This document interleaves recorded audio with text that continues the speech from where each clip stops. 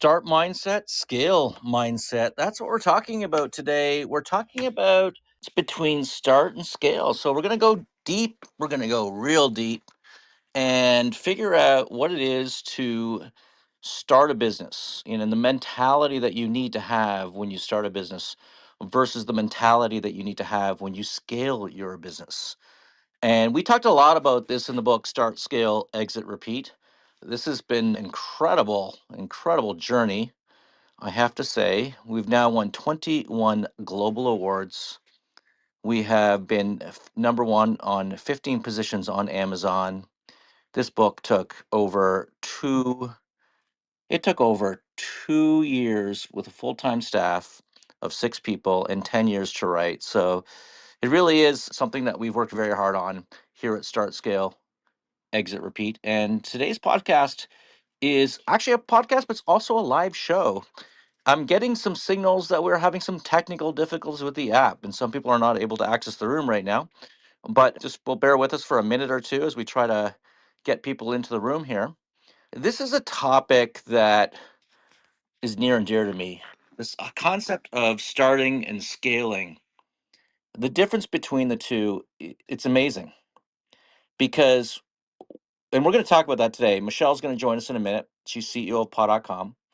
And what you need to do in the start mode, what are the things you need to do, the attitude you need to have, the intensity, the incredible surge of genius that comes from the founder to get a startup off the ground is amazing. And that's what we're going to talk about today, like that whole startup journey, but then changing the mindset from startup to scale because it's such a different world. In scale, we have to think very differently. We have to think about how we run the company, who we put in charge of the company, and are those the same people in scale as they are in start? Because I'm telling you right now, they're not. Maybe some of them will be. Some of those people will be the ones that you want to scale with, that you want to go. Some of those people will be the ones you want to scale with. And some of the people you'll have to change because there's a different mentality that goes into scale. Look, the vast majority of companies in the United States, Canada, around the world fail to scale. Let's be realistic. 99% don't scale. Yet there is a formula for scale. But I also believe there's a mindset for scale. So today's show, we're going to talk about what it takes to go from a startup mindset to a scale mindset. You really can operate in a different level, become a different person. But if you think you're going to do the same thing you do over and over again and start in scale, you're going to fail. The vast majority of companies fail in scale. And they fail because they think they can do what's working out. What's been working for me for the last, I don't know, 2 years, whatever, and we did a pretty good job. We got to $1 million. I'm just going to keep that going because what's been working in the past is going to work in the future. But I'm here to tell you it's not going to work. I'm here to tell you that scale is a whole different mentality. It's a whole different mindset. So today we're talking about start mindset, scale mindset on Startup Club. This is a live podcast. We're actually filming also in the studio right now. We have brand new studio equipment here. Pretty excited about this whole thing. And Michelle, this is your world, right? Your start mindset, scale mindset. You did a startup with Meowingtons. You're scaling paw.com. Do you think there's a difference before we jump into it? And then if you're in the audience and you want to jump on stage, we're happy to have you on as well. Yeah, I definitely think there is a difference. I don't know how much of a difference, but there is. Definitely when you're starting, gosh, you're just like trying to get your first sales, and you'll almost do anything it feels like to get your first sales, to get on that first distribution channel or to get a contract. But gosh, when you start to scale, then you really have to start looking at the economics of things. It becomes, we're not just trying to breathe, but we got to really like flourish here. It is a very different kind of mindset, Colin. What do you think? Colin, are you there? There we go. Just clicking on the mute button there, and it was. I'm adding new friends. Which, by the way, I've asked Clubhouse to increase my limit from 2,500, and they're seriously looking at it right now. So hopefully they'll be able to do that. because there's so many people I want to follow in this club, and there's so many interesting people, and they're limiting the number of people, but they're seriously looking at it this week as to whether or not they can increase the caps for followers. But that being said, yeah, let's talk about start. Let's just talk about this for a second. I'm going back to my early years, my early 20s, when I first started my first software business, later a BBS, bulletin board service, then an ISP. Let me be clear. In Start, the mentality, the mindset in Start is all about you. It's all about the entrepreneur. It's all about the abilities of the entrepreneur, the talents of the entrepreneur. It's a very entrepreneurial driven environment where you make all the decisions. You are the one who makes it happen. You are the one who does what it takes to make this succeed. And by the way, I've always said that you're not alone. It takes a village to raise a startup, and there are incubators, but you, by the way, you have to choose on your own to go and join an incubator. You have to choose if you want to mentor. We had the Bridget Weston, who is the CEO of Score. Score is a division of the SBA, Small Business Administration in the United States. They have 10,000 volunteers, and they say if you get a Score mentor, you can increase your chances of success by 3 times. Okay. What I'm saying in startup, the mindset, it is all about you, but it's also about you connecting with a community and connecting with others to increase your chances of success. Just think about that one statistic that Bridget Weston brought up on this show. And you can listen to a back episode if you like, but 3 times the likelihood of success. Getting into an incubator can increase your chances of success. When you're in that startup mode, you're in ideation mode. You're even early on. Let's talk about the early on phase part of it, Michelle, right? When you're so nervous and everybody around you is telling you you're going to fail, and there's this constant negativity that you're often met with. I remember graduating from college, Michelle, and I was told, "Oh, why are you launching your own business? You should become a lawyer, Colin. You're too smart to launch a small business." Yeah, you're too smart to launch a small business. You know what? I enjoyed the small business. And by the way, Michelle, the first small business I launched was a vegetable stand. So we owned a farm, and so I worked on the farm after college, and we sold vegetables. We flogged vegetables, and yeah, we made some money on it, and I had fun with that. Yeah, I'm not saying that this is for everyone, but I am saying if you got that entrepreneurial drive, if you got that instinct, if you got what it takes to launch a business, then lean into it. And what we want to do is we want to manage the yaysayers and the naysayers. So the naysayers are those people who are negative around us who say we shouldn't be doing this. And we all know who those people are, and they are close to us. And then the yaysayers, we all know who those people are too, and they're close to us because it's our mom. Our mom is always saying, "Yeah, you can do whatever you want. You're amazing. You can do whatever you want." We don't necessarily want to lean into that either because that could be going setting us down a wrong path. But we need to silence the yaysayers and the naysayers, and we need to but what we do need to do is share our idea. We need to share ideas to action. We need to share these ideas with the people around us to help make our idea successful. We want to vet this idea. Once the idea is vetted, then we need to start taking actions. And I know we have we have a lot of points. Sorry, we have a checklist in the workbook, the Start, Scale, Exit, Repeat workbook. We have a checklist, and that checklist covers about 30 or 40 or 50 actions you need to take once you decide to launch a business, and that's something to jump into. But today we're talking about mindset. Michelle, I want to ask you, when you were first starting with Meowingtons, and I know you took over the business, but it was still a startup. What are some of the emotional things that you went through during that time? Look, it's scary, right? Because when you're starting up, you typically are taking a lot more risk. That's scary, Colin, because you're spending money faster than you're making it. You don't know for sure what's going to work. You don't have a big team.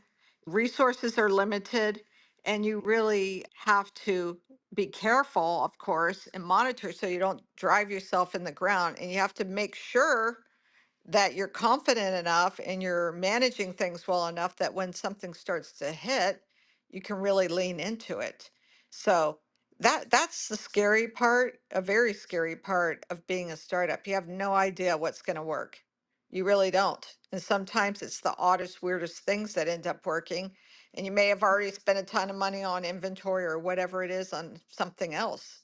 And you're just could be beyond what your skill set is or beyond what the team's skill set is. It can be very stressful. Right. And then do you not think who are the people around you who were saying no? Were there people around you like that? Was that part of the and you had to get over this sort of you had to make this leap of faith. Yeah, if you talk to, look, people, a lot of people tend to just go along with what other people say. But yeah, to me, that I find that more stressful than somebody giving constructive input or criticism. I'm more of that camp. I know some people just, it's really hard for them to hear an idea. Somebody doesn't like their idea, doesn't think it's going to work. For me, it's the opposite. I don't like it when everybody's just saying, go push, push, push when they don't even know. So you really have to be careful who you're listening to.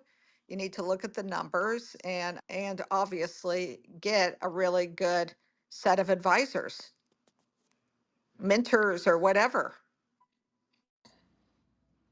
But sometimes it's the mental challenge to get over that make that leap of faith you've got an idea and you just want to get that idea out there.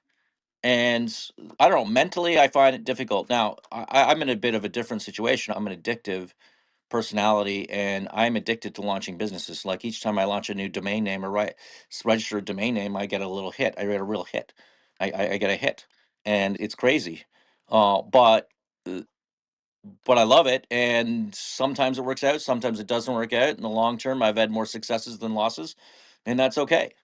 But when you're starting out, your first time, you're just starting out. My son's doing that right now with a business called Toronto Preconstruction.com, and he got the domain name, and he's just starting out, and it's a pretty bad industry. The whole real estate industry, especially pre-construction condos in Toronto, is really struggling right now. But maybe this is the time to get into it. But in any case, we're talking about start mindset, scale mindset. Is there a difference? Can you do what you do in start and succeed in scale? And I'm telling you right now, I'll make the case based on my experience, based on my research, based on the book, Start, Scale, Exit, Repeat. You cannot. That you have to change the way you think. And so we're trying to dissect those things that you do in startup that are different than scale up. And some of those things are, yeah, it's all about you. It's all about the entrepreneur. It's about the entrepreneur also connecting with the community. We talked about a mentor with Score. We talk about the incubators, and they're free, by the way. There's one at NSU that we do every few months. I'm one of the speakers at NSU, and it's at the Alan Levan Center. If you want to look that up, you can look that up, but they're free. And I'm having some technical difficulties here in the studio, but that's okay. We just got all this new equipment that has been installed with these new Shure microphones and everything. And I keep running into little problems from here and there. And we're filming a lot of this because what we do with this show is syndicate it on podcast, we syndicate it on YouTube, but we also do shorts for TikTok and Instagram and YouTube. And Mimi's the one who puts that all together, and she's done a phenomenal job. All right, so going back to the start mindset, I don't want to leave start so quickly because I'm really, me, I'm a scale guy, and I want to jump right into that. But is there anything else we should think about and start, like getting over that the fear, not the friendships?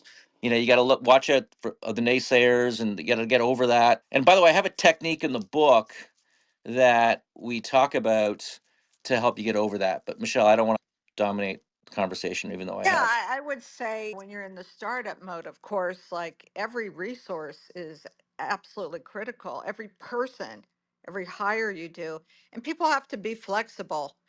It's not just us as the entrepreneur, Colin, it's the whole team.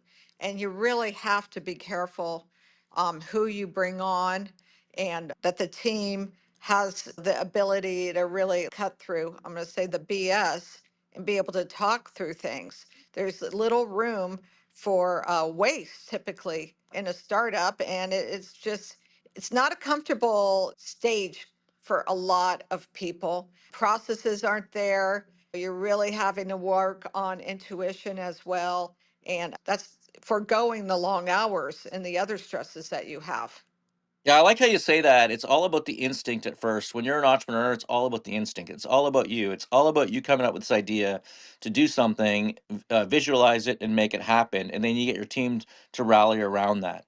And that really is start, right? That really is. You have an idea, you register a domain name, you launch the company, you get your first sales. Usually the people in start are the ones who are very good at sales. By the way, we in the book we talk about profiling, and often I suggest that you profile yourself. And more often than not, the more successful entrepreneurs, and I've done this. This is anecdotal, but when I was at MIT and asked the class, which one of you entrepreneurs all think you're salespeople, and about 80% put their hand up, and about 20% did not. And this is a funny story, Michelle. So I'm teaching the Masters of Entrepreneurship program, and to the very successful entrepreneurs. This is a program that most entrepreneurs can't even get into, but only the most successful can get into. And the fact is, most of the entrepreneurs who are in start mode are really good at sales. They're really good at closing the deal. They're really good. They got the dominant profile. They're good at sales. And guess what? They suck at scale. It's that vast majority of dominant and social personalities who can create a startup but can't scale it because they can't understand the concept, the mindset to go beyond themselves, that they are the bottleneck, that the number one thing that stops companies from scaling, it really is the entrepreneur. It's the entrepreneur. And if we can get over that mentality, if we can understand that this is our personality profile, and this is who we are, and this is the way we're built, this is the way we're engineered, and we're not engineered as operators, but we're smart enough to recognize that we can bring in support and other leaders on the team to help us scale the organization. That's where the mind shift happens. I often talk about this concept called delegate responsibilities, not tasks. And unfortunately, or fortunately, my wife and I, we own a school in Fort Lauderdale. She runs it, and she's up at 3 o'clock in the morning. She was up last night, Michelle. Every night she's up at 3 o'clock in the morning, and she's worried about what's going on at the school. She has 16 teachers, 100 students, and she's responsible for everything. She's not, she's obviously, she hasn't read the book. She has said she read the book, but whatever. The fact is, she's the one who everybody looks up to solve every problem in the company, and she's thinking about that. And when you begin to think about delegating responsibilities and not tasks, not just tasks, something wonderful happens. You get to sleep in during the middle of the night. People are now responsible for certain areas or certain divisions of the company, and they're the ones who are staying up at 3 o'clock in the morning worried about their divisions, but you're no longer worried about that. See, entrepreneurship is not a 9 to 5 job. It's never been a 9 to 5 job. It's always been a 24-hour thing. 365 days a year for your entire lifetime. I don't even think, I can't even imagine retiring. I can't imagine my brain turning off and saying, I can't be an entrepreneur anymore.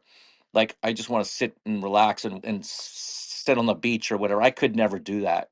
For me, there's more to entrepreneurship than I know. I know there's chemical issues in the brain and all this stuff that really encourages you to take risks and run these businesses. But that being said, this concept of delegate responsibilities, not tasks, this is the biggest mindset change you can have in your life. And I have gone to the extreme. I'm talking absolute extreme. And Michelle and Mimi, you know exactly what I'm talking about here. I have delegated out my own personal home. I have delegated out. I have not paid a bill in 20 years. I've not done any because I'm focused on how can I work with the companies that are in my incubator, that are part of the family office that we run here, and how can I help make those companies more money? And if I spend 1 hour maintaining my own personal home, I'm not spending an hour doing that. If I spend 1 hour maintaining my personal home and I'm not spending an hour here on this show helping others or writing that book, Start Scale Exit Repeat, or promoting that book, then I'm not changing the world. When I'm not even the best person to do it. Now don't get me wrong, I love to cook, by the way. I love to actually do that, but I do that for fun. I really do. And this concept of delegating responsibilities, not tasks, takes your mindset from this position of, yeah, I am running this business, I'm in charge of everything, to I am no longer in charge of everything, but I am a coach to the leaders who are running this business. Let me tell you this. At the end of that seminar that I talked about, I said 80%, because a lot of entrepreneurs think they're not an entrepreneur unless they're good at sales. So let me tell you, it's the sales, it's those personalities, those individual entrepreneurs who do very well at the beginning, who struggle to scale. And it's those who have dominant and analytical skills who can scale their company to stratospheric levels. I don't know if that's the right word. I'm saying it right or not, but that's okay. I hear fear in there. I like that. Oh yeah. So let me give you some personality profiles. Steve Jobs was a DC.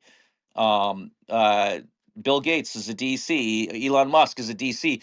I'm not saying they're all DCs. I am saying that there's a lot of DSs and there's a lot of DIs and there's DCs. And this is I'm using the DISC methodology of profiling, but basically the dominant analyticals are better at scaling businesses, and the dominant and sales oriented entrepreneurs are struggle to scale businesses, and the dominant analytical struggle to get the businesses off the ground, whereas the dominant influential, they tend to get the businesses off the ground much easier because they're the chief salespeople.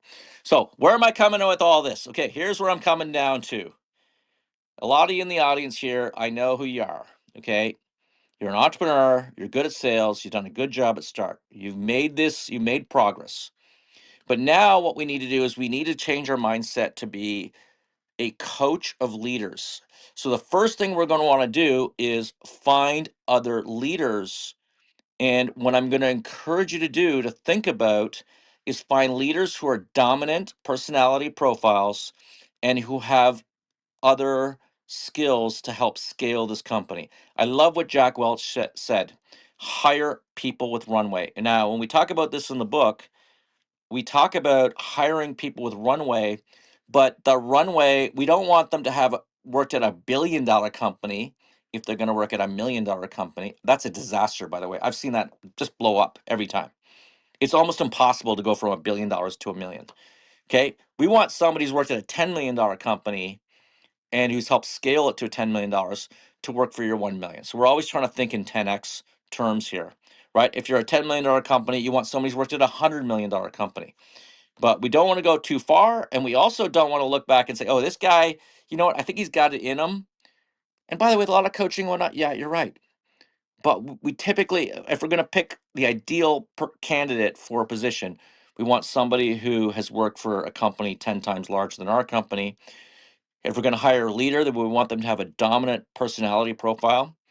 And then we're going to match the secondary profile to analytical or um, stability, like for a CFO, or influence, so somebody who wants to be sales. So I'm not great at sales, so I really enjoy having others who have the personality profile that can help with sales and help run sales as well. So there it is. And if we can make that shift, we can really begin to figure out how to scale. And it's possible. Every company could scale, but 99% of companies don't scale. Yet there is a formula to scale. So that perplexes me, Michelle, like this whole concept of that mindset. Yeah, I'm with you, but I'm thinking back at the book Good to Great, Colin. You remember that book? I do remember that book. Yes. Yeah, Good. it's Great. One of great. the top. Yeah, it's one of the best books out there and not really considered an entrepreneurial book. They really talk a lot in that book too. I'm just going to say you don't have to be a super outgoing salesperson to be a successful entrepreneur of a startup. Because what we learn and what they saw a lot in that book and his studies is some of the best level 10 leaders were actually they're shy and quiet, right? But they're really good team builders. Yeah, they're humble.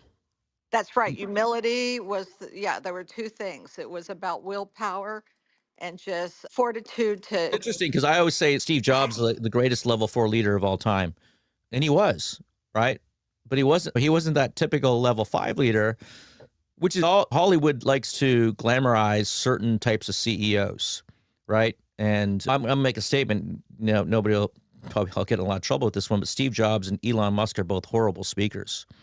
If they had no money and they spoke, nobody would care. But they're geniuses, and everybody listened to them. And Right. I think they're amazing speakers. I'm counteracting myself there, but I but know. I but know the that's reality, yeah, that's the reality there. And yeah, and so if you're in the they audience today and you think there's a mindset difference between start and scale, we want to have you on stage because it's Friday afternoon. We want to talk about this. We want to understand. We're experimenting with new equipment here at the office. I have this new fancy microphones and podcast studio and everything. We filmed about 20 minutes, Mimi, that you can cut up there for your TikTok videos. But if you're in the audience, this is Startup Club. This is Clubhouse. This is a podcast. This is on YouTube. It's going to be reprinted. It's going to be reposted on YouTube, this show, and it will be reposted on the podcast, your favorite podcast channel. And if you're listening to the podcast, guess what? Come and join us. Clubhouse is coming back. I'm telling you guys, I'm telling y'all, it's coming back. They're getting their act together again, and this is going to be I think it will still ultimately be the leading audio channel. It'll be, I call it niche radio, whatever you want to call it. Come join us live, because what's cool about this show that Michelle and I do, and Mimi, is that we're live and we have a live audience, and we have no idea what's going to happen in the next 25 minutes. But we do know is we're going to talk to people live, and we're going to answer questions, and we will also listen to their advice and learn. I can't tell you how much I've learned. I think we're at episode number 172 or 173 here, and we continue to grow. We have now booked authors all the way to March, just so you know. So I've talked to Mimi about doing an author every second week so that we can have the community come in and do open mics like what we would like to do today versus just an author interview. I'm not diminishing the author interviews. They're pretty cool, but I also think that we can mix it up here a little bit on the show. All right. We have I'm sorry, I have a question. yeah, go ahead. I can't even pronounce your name You because it's written you in support Donald Cyrillic, right? you support Donald Trump. Say again. You support Donald he Trump. wants to Donald know. Trump. You support? Yeah, I don't know. That's really the conversation here. Did you What have a was the question conversation about about? Donald Trump? Yeah. Yeah, he wants to know about Donald Trump. Yeah, we're not going to go there because we're talking about No. the startup mindset versus a scale mindset. And I've no doubt that Trump's got the scale mindset, but we'll leave it at that one. And then we'll move on to Kelly. Kelly, thank you for joining us on stage. Any thoughts about this topic? Hi, thank you for having me. I'm Yes, from this Ukraine. Donald Trump supports Ukraine and support kill Russian people. It's very good. Yeah, no, we understand that. We just don't, the show's not about that, but we appreciate you coming on stage and sharing that with us. Today's all about startup and scale up. So we'll let you, Kelly, talk next. absolutely. Thank you for that. So I 100% agree with what you're saying with the DC and the S. I forgot the other one that you said, Yeah, but I DC, so DI, DS, and DC for it's a disc. So DISC, right? So you can have a dominant, influential, dominant, and stable, and dominant and conscientiousness. right. Conscientiousness often refers to being high EQ and more of a analytical, and stability. Think of the quintessential doctor or accountant who walks in with perfectly clean shoes, like pristine black shoes, shiny. That's your S.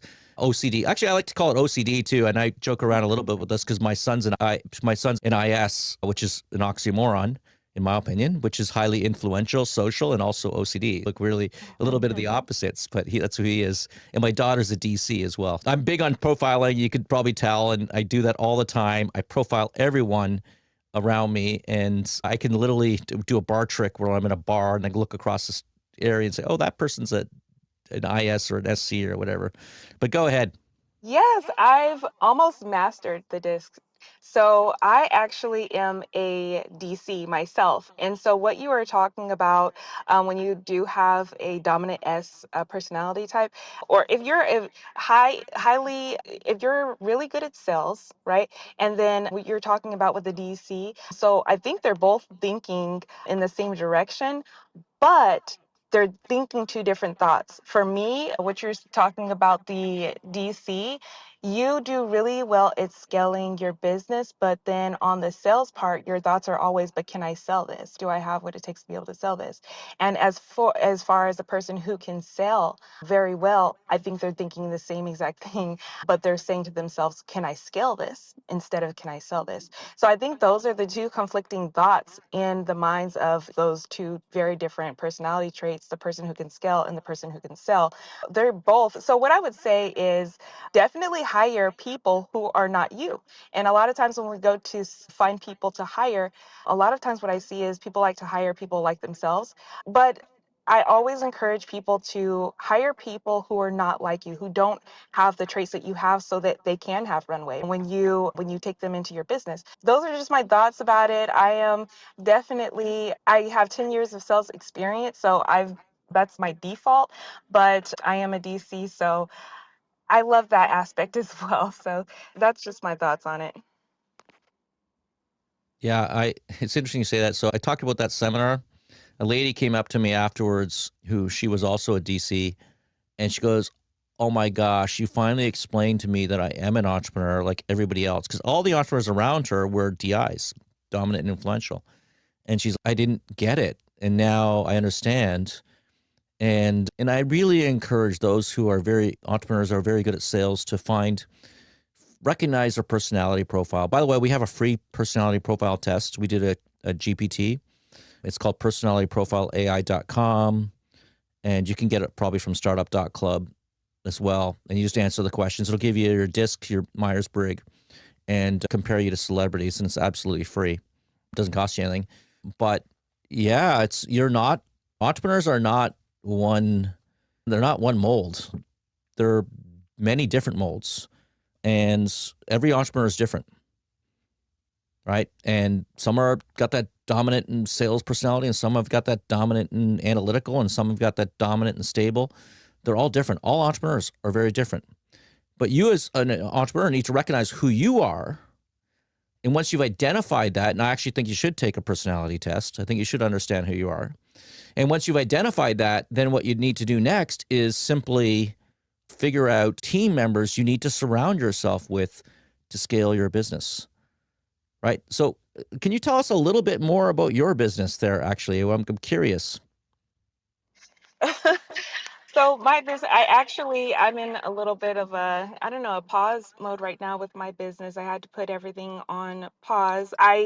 When I start building again, I'm going to build properly, right? But I'm in the phase of where a lot of entrepreneurs are, and when they build and there's things that happen in your life and you didn't build in a structure that you were able to hand things off to people, and you didn't build the inside core strong, then everything kind of crumbles, right? And so when you have to put everything on pause, everything gets put on pause.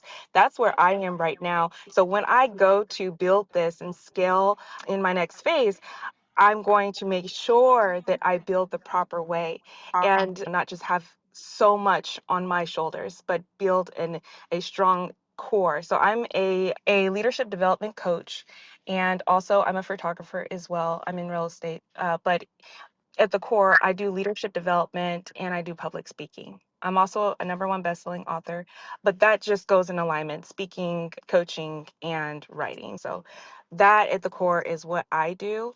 But I, for me, it's all a learning journey, but I wish that I would have built it stronger at the core so that when things had to be on pause, it didn't all go crumbling down.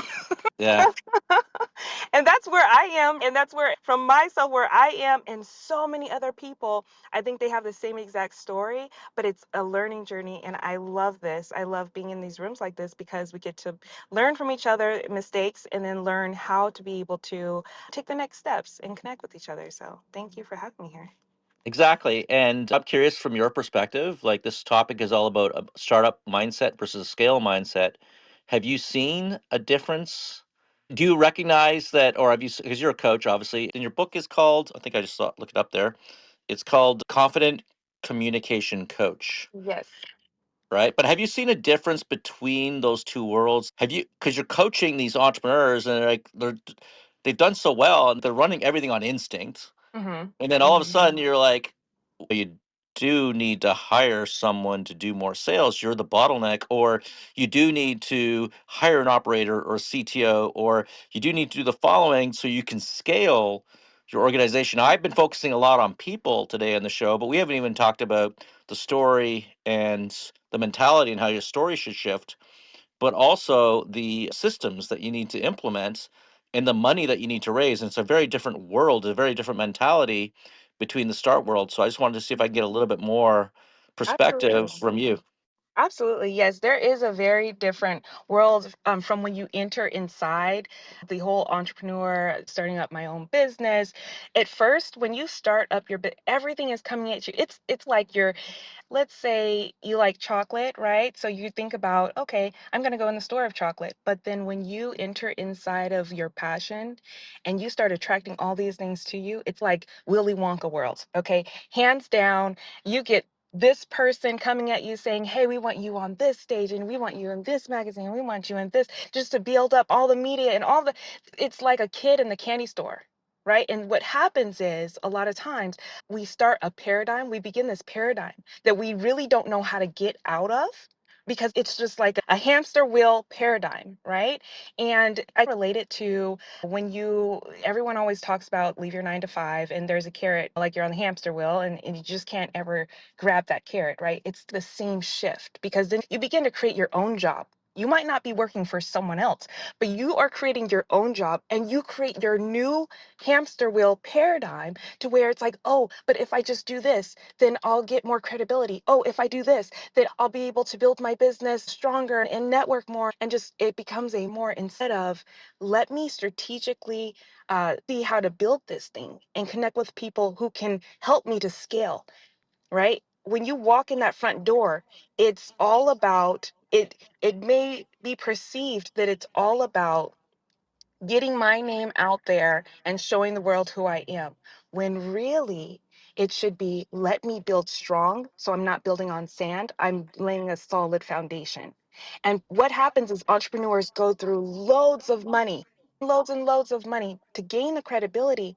And there's so many, and I'm not discrediting anyone. I'm not saying this to discredit anyone, but I'm just giving you the real deal. There's so many broke celebrities, right?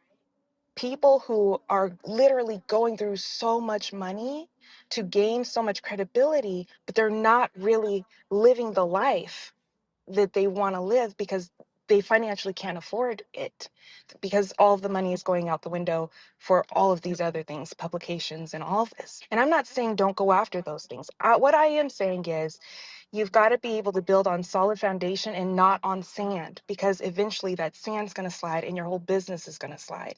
So the whole mindset of towards building your business, I think we should take just a different perspective and a different shift of how am I going to build this to where it lasts instead of how am I going to get famous No, from I the like this. I start. like this. And this whole idea of get off the hamster wheel, right? We should that should be your next book, how to get off the hamster wheel. Because so many entrepreneurs are on that hamster wheel.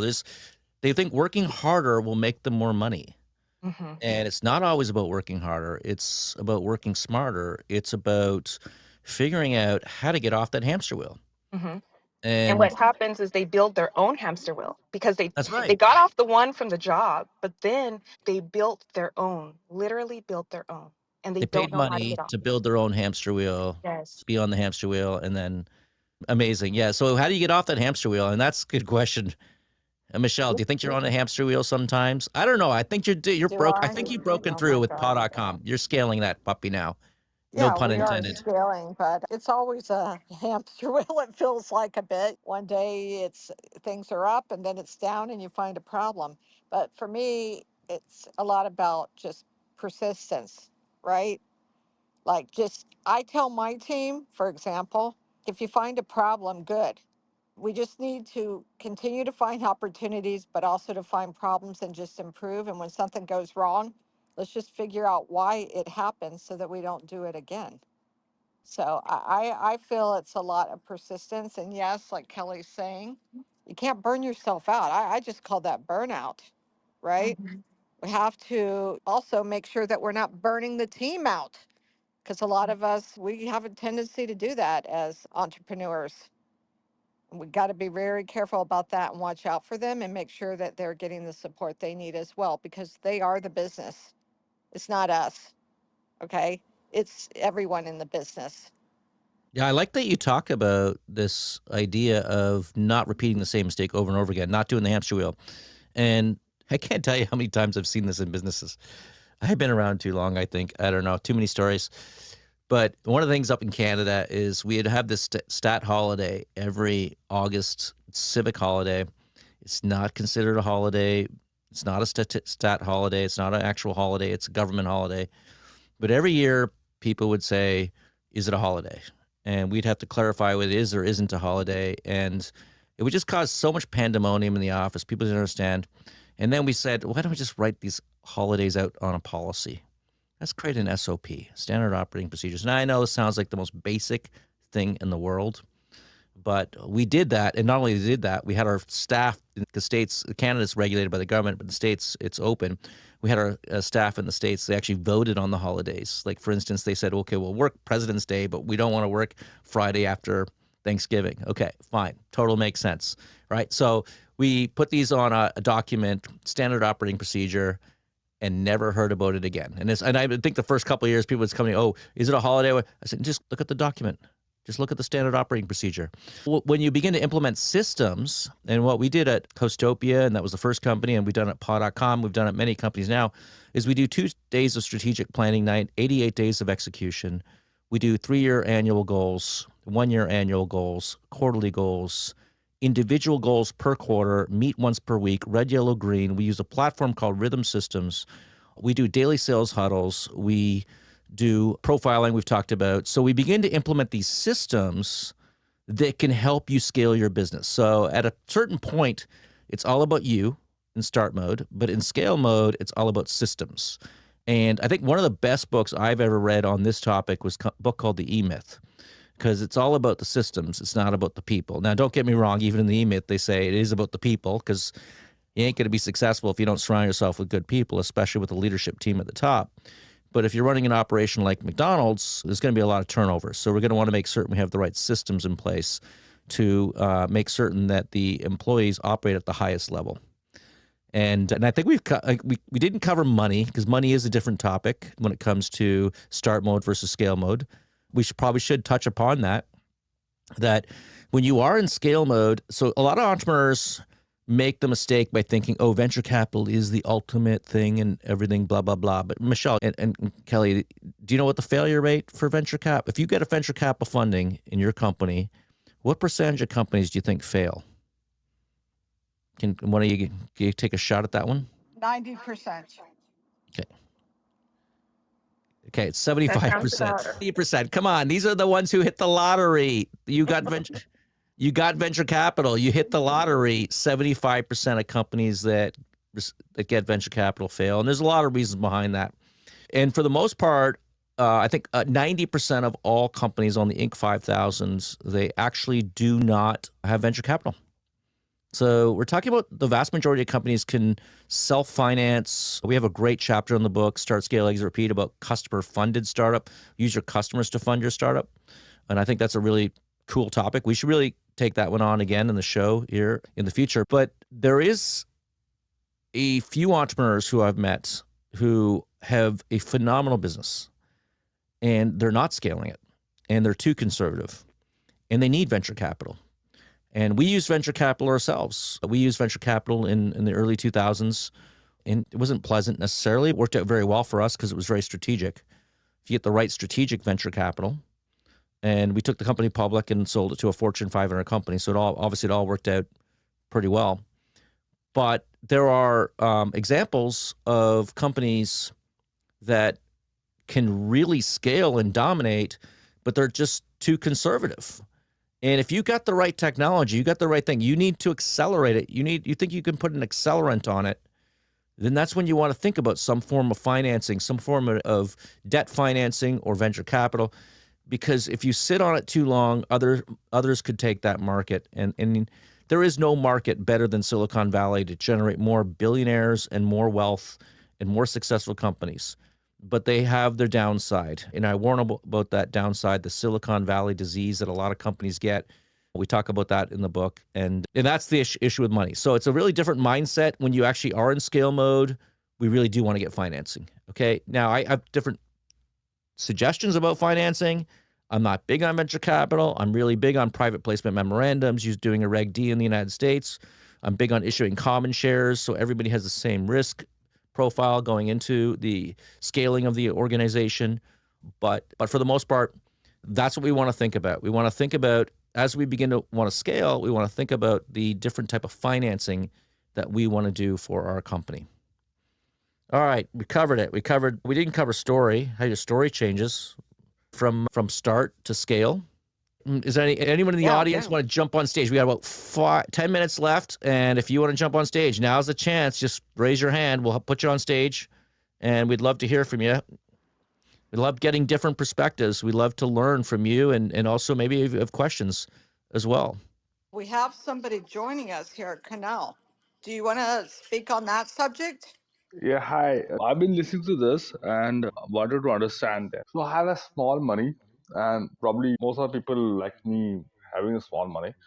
We are planning to get our money to be invested, and how our we can think about the future. So think of our money if we invest in X amount with X time into the Bitcoin or something to be invested. How should we plan that? Because if I want to be my home or my loan to be covered or something, like how should we plan that? Do we have some kind of metrics around it? I'm sorry, we had some issues there with the audio, but we talk about investing in Bitcoin and this catching these waves and connecting. I am a very big believer in being aware of the different waves that occur in the marketplace, in the world, paradigm shifts, technical shifts, regulatory shifts, and really leaning into those waves. I think that there's a lot of opportunity in this world right now. We have AI, which is revolutionizing a lot of industries. It's going to upend a lot of industries. It's going to disintermediate a lot of industries. And I think there's an opportunity right now to really invest in, whether you're an investor or whether you are leaning into it and running your own business, your startup. I think that there's never been a better time in history to launch a startup in an AI world. We're going to see the first unicorn, solo entrepreneur unicorn, in the next 12 to 24 months. It's happening. It is such an exciting time in history to launch a business. I don't think there's ever been a better time to launch a business, and I really believe AI is part of that equation. I think that can help you be successful, whether you launch an AI business or take a traditional industry and upend it and disintermediate or disrupt the industry. You're going to find ways to change this world because of AI. All right. You've been listening to Start, Scale, Exit, Repeat, Serial Entrepreneur Secrets Revealed. This is a live show every Friday, 2 o'clock Eastern. We have invited authors now, I think all the way to March. We're now booking authors. And we're trying to do that every second week because we love the open mic. We love it when we can just talk about business concepts around starting, scaling, exiting, and repeating. But we do have some great authors. I have to let you know. And if you want to know who's going to be coming on, you got to go to startup.club and sign up to our email list, because that email list is the only way we can communicate with you as members. And in that email list, what we do is we do two things. One, we'll give you a weekly update as to who's speaking, but we also do something called the Startup Club Edge newsletter, and we publish that once a month. And I'm telling you, the team here, we put a lot of work and a lot of effort. We now have a new guest writer, or I guess someone who's submitting an article for Startup Club, which we're going to feature on this month's this month's issue on the newsletter. And if you really want to get an edge in business, you really want to get an edge as a startup, as a founder, you really want to help yourself, surround yourself with the right information, materials. The Startup Club Edge newsletter, it's once a month. That's it. That's all we come out with it. Once a month. And it's phenomenal. And we have everything in there, including the time to sell index, which we came up with, the Startup Club came up with, which is the time that you should be considering to sell based on empirical data using IPO data. We have in there articles that I write. We have in there articles that other people write. We have in there shows that have been done, the top shows. We have the upcoming authors and experts and serial entrepreneurs who are coming on the show. So we've got it all. It's jam-packed, and it's all in one newsletter. And we're even doing a deep dive. I don't know if you know what a deep dive is, but this is like a podcast just for the newsletter. So we don't do it. AI does. It's really cool. It's something that Google came out with called Notebook LM. And this particular technology allows us to put the newsletter into it. And then you don't even have to you don't have to read the newsletter. You can be driving home from work and you can play the newsletter in a podcast format. And it's absolutely great. I know last month we talked about the world of Starlink and how Starlink will change how people live and work globally. And some people will even be living on cruise ships and living in mobile environments or living in very remote destinations and be able to operate a business from that. And that's one of the examples of what we include in the newsletter. All right. Any last thoughts, Michelle or Kelly, on this topic of mindset change? Change your mindset from start mode to scale mode, whether it's the story, change your mindset on the story, the people, the money, or the systems. I really enjoyed this topic. For me, I could say I started out with thinking in one direction, the sad story, and then it changed. It really did. And it wasn't a catastrophic event that changed it for me. I think it was just sitting down and asking myself, what do I really want? And when I really sat down and asked myself that question, everything changed. I didn't want the sad story anymore. And honestly, when people ask themselves, what do they want? Am I echoing? Is there a lot of feedback? Yeah, you're getting a bit of Yeah. feedback. Okay. Is it still feedback? Okay, perfect. So when a lot of people ask themselves that question, it's hard because you want what you want. We all want what we want, and that's to be the greatest versions of ourselves. That's not necessarily where we start out at. And I think being able to pair up with people who can take you further than you can, trusting people. Because I hear a lot of times entrepreneurs, it's hard to trust the next person with your baby, which is your business. But to be able to really trust the next person who you advise to be on board with your team. And when you say, I trust you, really mean it. And like I said, the story just changes. What do you really want out of this? You want your story, or do you want a new chapter? The same old story or the new chapter? The same old problems, the same old everything? Or do you want a new chapter? And that will show up in your bank account. It will show up around you. It will show up in everything that you do. So when you ask yourself that and you employ different strategies, things should change. And if they're not, it's not everything that's around you that's the problem. It's inside of you. So go look for that and make a shift. You couldn't close the show better. It's inside you. It's all inside you. I know, Canoe, you're back on stage there. Did you have a last thought about this topic, Canoe? All right, that's okay. We're gonna close it out anyway. And I love the way you said that. It's all about the inside, and it is about us. It is about our belief in ourselves. Often people when I talk on stage will say, "What was your number one mistake?" I go back and say, "My number one mistake was that I didn't believe in myself when I was young. I truly didn't. I was so nervous and I relied on others and I formed business partnerships and those business partnerships blew up, often with lawsuits and whatnot and breakups and everything. And you got to believe in yourself. And if you believe in yourself, then that can change everything. But if you start self-doubting, if you let the negativity around you destroy you or slow you down or stop you from launching that startup, then you're done. You cannot let that happen. One of the tools we talk about in the book is creating a stage gate. If you create a stage gate at a certain point in time, where you say, once I hit this specific measurable goal, let's call it a MVP, let's call it the first $1,000 in sales, let's call it the first 10 customers, whatever that MVP is, I'm going to give myself until this date, and I'm going to want to understand what is the money I need to get to that stage gate, who are the people I need and the experts around me that I need to get to that stage gate, and what are the KPIs? What are the KPIs I have to follow to hit that first stage gate? And When you do that, anyone who comes back at you and says, you know what, you're going to fail at this, he says, you know what, give me the room. And if I don't hit this first stage gate, I'll either pivot or kill it. But give me the room, give me the time to get to this point in time where we can actually either pivot, kill it, or scale it. And you've been listening to Start, Scale, Exit, Repeat, Serial Entrepreneur Secrets Revealed, what happens to be the same title of the #1 best-selling book in 2024. It is the most awarded book on entrepreneurship in the United States in 2024. And the team here, we're so ecstatic about it, that the success of this book. If you haven't already got a chance, do pick up a copy. It really is people are saying it's the encyclopedia for entrepreneurship. It is big, but it's very digestible. We wrote it for the ADHD entrepreneur just like you.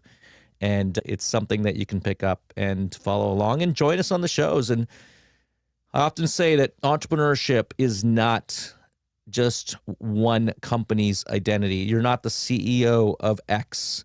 Sorry, Elon. Although Elon's a perfect example. You're not just the CEO of X, but you're also an entrepreneur, and your trade is entrepreneurship. And you need to continue to learn how to hone that trade, how to sharpen that sword, and how to become better at being an entrepreneur. Thank you very much, and we'll see you all next week.